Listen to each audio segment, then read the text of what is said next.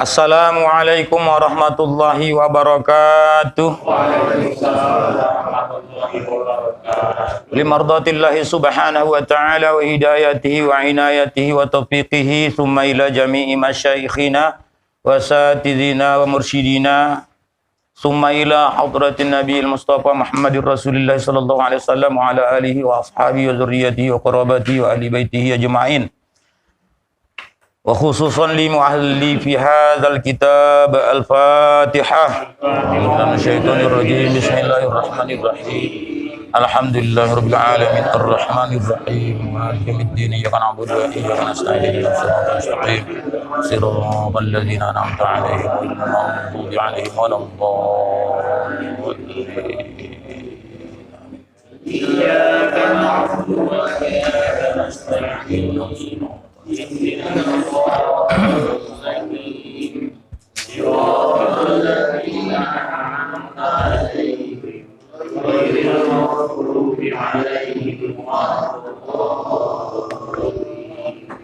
Alhamdulillahirabbil alamin wassalatu wassalamu ala asyrafil anbiya'i wal mursalin wa ala alihi wa sahbihi ajma'in.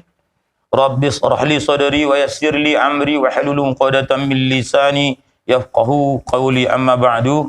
Ikhwani wa akhwati fillah rahimakumullah. Kita lanjutkan kajian tasawuf atau akhlak, menyambung kajian yang telah lalu, masih membicarakan maksiat yang zahir. Sebagaimana kita ketahui bahwa agama itu, kata Imam Ghazali rahimahullah ta'ala, ada dua. Pertama, meninggalkan maksiat yang ditegahkan dia. Kemudian yang kedua, menjalankan taat yang diperintahkan akan dia oleh Allah Subhanahu wa ta'ala. Namun meninggalkan maksiat yang ditegah kita melaksanakannya itu sungguh sangat berat atau sungguh sangat sulit. Illa siddiqun, kecuali bagi orang-orang yang benar, orang-orang yang tinggi hatinya. Jadi kita perlu mujahadah untuk meninggalkan maksiat. Kalau menjalankan taat itu mudah saja. Termasuklah pada malam ini kita menjalankan taat. Namun maksiat, mulai dari tadi pagi sampai ini malam, belum tentu kita bisa meninggalkannya 100%.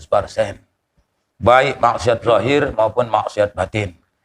Jadi oleh karena itu perlu kali kita mujahadah ataupun berjihad bersungguh-sungguh dalam meninggalkan maksiat tersebut, sehingga kita dikategorikan, digolongkan oleh Allah Subhanahu wa taala orang-orang yang muttaqin. Baiklah, tempoh hari sudah kita bahas masalah 7 anggota badan sebagai amanah yang dibagi oleh Allah kepada kita, yang wajib kita pelihara. 7 anggota itu mata, kemudian telinga, kemudian lidah, kemudian perut, farad atau kemaluan, kemudian tangan tadi, tinggal pula, kemudian kaki. 7. Mata, telinga, lisan ataupun lidah, tangan, perut, farad, kaki. Jadi 7 anggota. Sudah kita bahas beberapa anggota. Pada malam ini masalah lidah. Masalah lidah ini cukup panjang pembahasannya. Sudah kita bahas masalah dusta berkenaan tentang pemeliharaan lidah. Jangan kita berdusta, baik kepada diri kita, kepada sesama kita, dan kepada Allah Subhanahu wa ta'ala. Kemudian kita pelihara lidah daripada menyalahi janji atau ingkar janji. Kemudian yang ketiga, ghibah. Itu dah kita bahas. Pada malam ini, mira wal jidal munaqashah fil kalam. Apa itu mira? Apa itu jidal? Dan munaqashah fil kalam. Inilah hendak kita bahas pada malam ini. Baiklah, kita mulai dengan mengucapkan basmalah. Bismillahirrahmanirrahim. Qala al-muallifu rahimahullahu ta'ala wa nafa'ana bi ulumihi fid dharaini amin. Tsumma qala Allahumma hidayatan lis-shawab ya rabbal alamin. Pada malam ini Saya malam pertama di sini. Asik saja tak jadi. Hujan saja. Hujan mati lampu. Sebenarnya kalau untuk hujan, untuk mati lampu, kalau betul-betul untuk mengaji tak ada halangan. Kalau untuk pesta, mati lampu, apakah disuruh balik? Itu tamu. Tapi tetaplah kita berusaha mencari lampu. Kalau hujan, apakah pesta itu tutup? Tidak. Dari semua itu menuntut ilmu, apalagi yang fardu ain, tauhid, fiqih dan tasawuf. Seharusnya setiap hari. Ini seminggu sekali pun ya, ada gagal. Jangan kan seminggu sekali. Kalau menurut tertibnya nih, 1 bulan setengah. Tak bisa kita mengusahakan 1 biji lampu. Jemaah tak apalah pakai lampu. Ataupun tak apalah pakai lampu semua. Asalkan ada kemauan. Bukanlah menjadi halangan. Kalau betul-betul kita ingin menuntut ilmu. Merupakan kewajiban. Ingatlah, beribadah tanpa ilmu sia-sia. Tak ada arti. Berilmu tak beribadah sama saja. Beramal tak ada ibadah. Wal amal bila amalin. Beramal tanpa ilmu kasyajari, seperti pohon bila samarin, tanpa ada buahnya. Serba salah juga. Beramal tak berilmu salah. Berilmu tak beramal pun salah. Jadi kau dapat kedua-duanya lah. Seperti itu. Jadi akan datang bagi panitia, usahakan walaupun mati lampu, kita tetap datang. Ada nak 2 orang situ, tak masalah. Akhir zaman ini menuntut ilmu itu, padahal menuntut ilmu itu diulang-ulang kita dengar adalah taman-taman surga, Riyadul Jannah.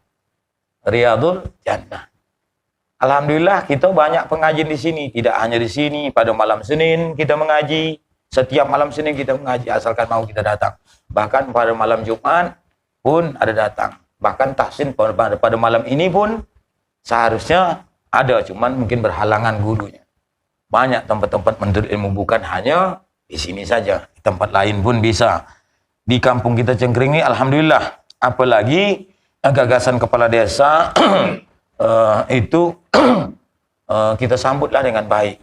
Permasa pengajian rutin setiap malam Selasa. Yang memerintahkan itu kan kepala desa kita. Jadi setidaknya tidak pun kepala desa memerintahkan, itu adalah perintah Rasulullah Sallallahu Alaihi Wasallam. Menuntut ilmu adalah kewajiban bagi setiap muslim, baik itu laki-laki maupun perempuan. Baiklah, kita mulai menjaga lidah. Masalah dusta jangan kita pelihara. Maksudnya dustanya kan pelihara dustanya. Kita memelihara diri, jangan kita berdusta. Kita pelihara diri kita, jangan menyalahi janji. Kita pelihara diri kita, jangan menghibah.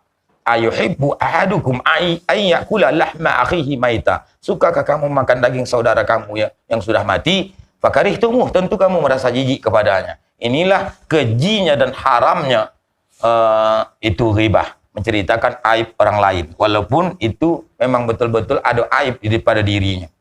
Seperti itu sudah kita bahas. Kemudian yang keempat, mira.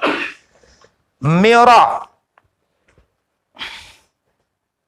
Engkau peliharakan lidahmu itu daripada mira. Apa itu mira? Yakni mencela perkataan orang dengan membantahi akan dia dan membenarkan akan dirinya. Ini bahasa kitab Arab Melayu ni seperti itu, Bu. Jadi orang Melayu pun kadang payah memahaminya. Jadi mira itu mencela perkataan orang dengan membantahi akan dia dan membenarkan akan dirinya. Contoh, jadi salah satu ngomong nih, bercakap, datang yang satu lagi, tak seperti itu. Langsung diputusnya perkataan kawan, dibantahnya. Tujuannya untuk membuat malu itu kawan. Dan nampaklah dia sendiri benar. Jadi mira itu, dia tu tak mau kalah. Jadi dia membantahi perkataan orang. Seperti itu. Maka jangan kita mira. Mudah-mudahan kita jauhi. Walaupun sudah terjadi. Biasanya itu musim-musim politik, debat. Dah, itu satu.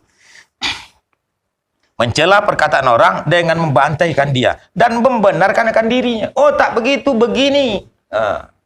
Dicocokkannya dirinya, menyalahi orang lain. Ini dalam artian kata, andai kata kawan itu pun salah, kita benar, tapi berdebat. Berdebat itu emosi. Ajab juga nih. Allah. Dan jidal. Jidal apa itu jidal? Yakni berbantah pada masalah ilmu dengan mendirikan dalil karena hendak mengaibkan orang. Ini berdebat juga jidal nih. Tapi mendirikan dalil. Ilmu ini, oh tak cocok, ini dalilnya. Kan terjadi berdebat Wahabi dengan ini. Tengok di YouTube tuh. Macam-macam. Sumpah serapah. Itu tak dibolehkan. Berdebat masalah ilmu dengan mendirikan dalil. Jadi miraq dan jidal itu dilarang. Dan munaqasyah fil kalam, yakni membantah akan perkataan orang karena sekalian munaqasyah fil kalam ini termasuk membantah akan perkataan orang. Jadi miraq dan jidal boleh dikatakan munaqasyah fil kalam. Termasuklah bagian munaqasyah fil kalam, miraq dan jidal itu. Masa ilmu agama pun tak boleh kita berdebat. Merah-merah muka kita. Masalah dunia pun tak boleh kita berdebat. Mau menang sendiri dan mengaibkan orang lain. Ini tasawuf, ini tak apalah. Dia hafal macam sifat 20 tu tadi. Sifat 20 pun tu tak perlu juga sebenarnya dia hafal. Tapi dipahami. Setidaknya kalau kita hafal, mudah kita memahaminya. Masa 20 biji itu saja tak bisa kita. Sedangkan Upin Ipin aja rambutnya sebiji, bisa hafal. Ya kan? Ya tak, Bu? Dia putar nanti. Iya, Bu Jenam? Allah wujud kidam bako sampailah. Malulah kita. Dan menjahilkan baginya. Seolah-olah imbang itu saja bodoh. Menjahilkan itu membodohkan orang. Bodoh, itu je pun tak bisa. Memang bodoh. Utak kata utak. Atau apa namanya? Utak udang. Ya Allah. Ini waktu makan gitu. Kalau laki-laki, Bu, biasanya otak. Asal salah sikit, kemana pergi utak kau? Kalau perempuan, apa? Perasaan. Asalkan sakit hatinya, abang ni tak perasaan. Kalau laki-laki memang kepalanya aja, dia akal tak tangguh banyak. Kemana pergi utak kau? Dia gitulah amunya hidup, tak tahu dia otak awak di kepala semua. Dan mencela perkataan orang dan memuji bagi diri. Aku walaupun tak belajar ilmu macam gitu, kocik lah.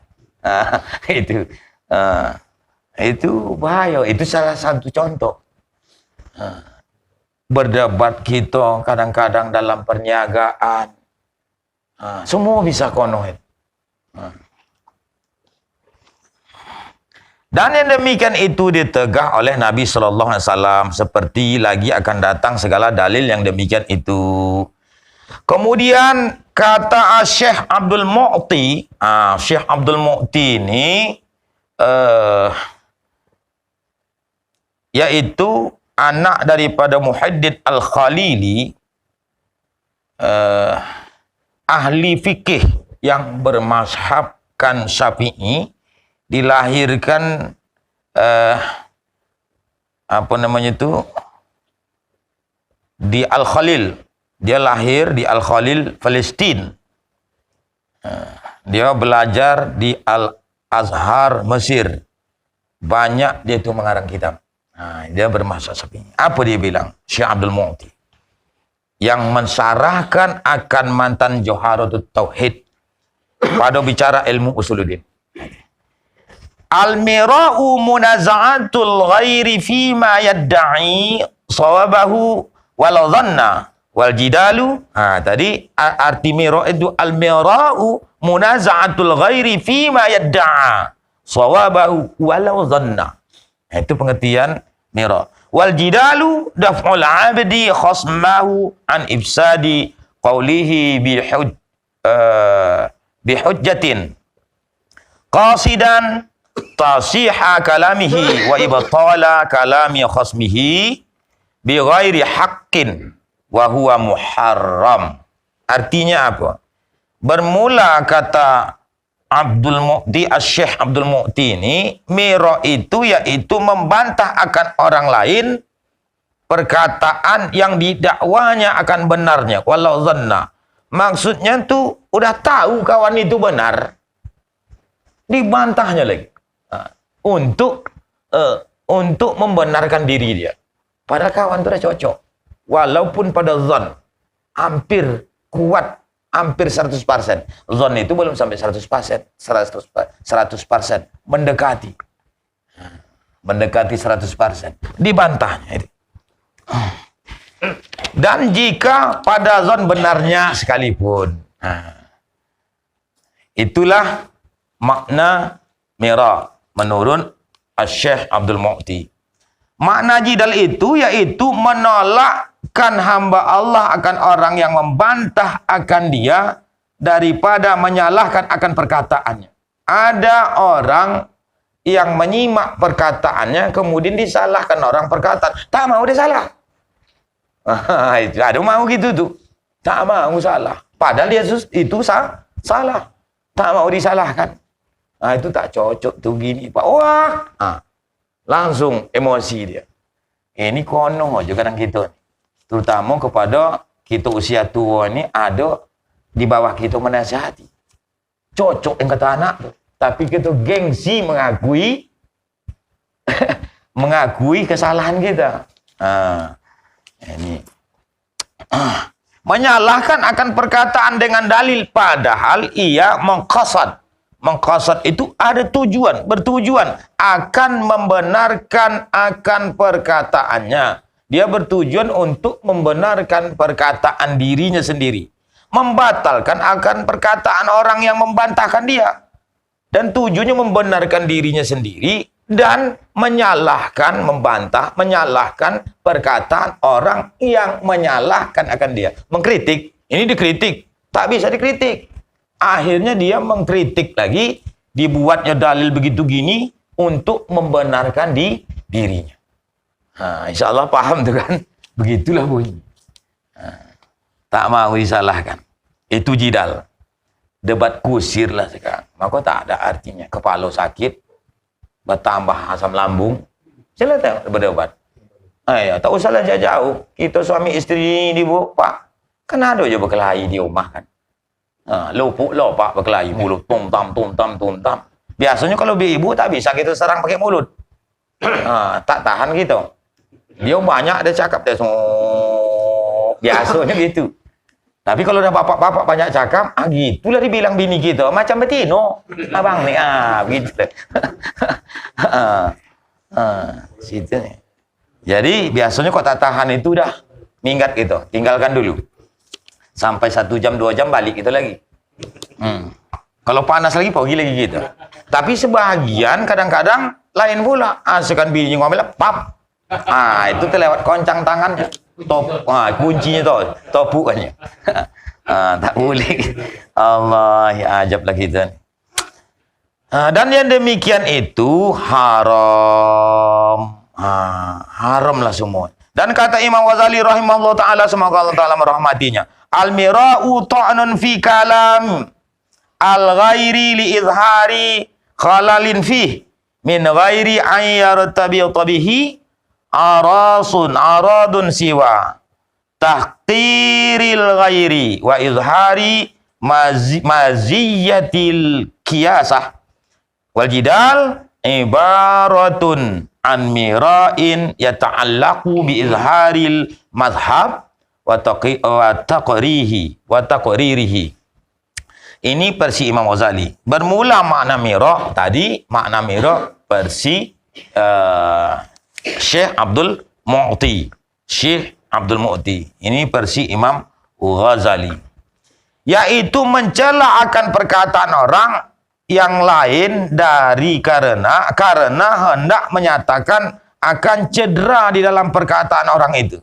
Dia mencela, ini mira', dia cela perkataan orang lain karena hendak menyatakan cedera di dalam perkataan orang tersebut. Dia cela untuk mencari cacatnya dengan tiada ada hubungan, tiada ada pertambatan, maksudnya tidak ada tujuan lain dengan dia kehendak yang lain daripada menghinakan orang yang lain itu. Tujuannya mencela itu tidak lain adalah untuk menghinakan, untuk membagikan aib, membagi malu orang yang dibantah.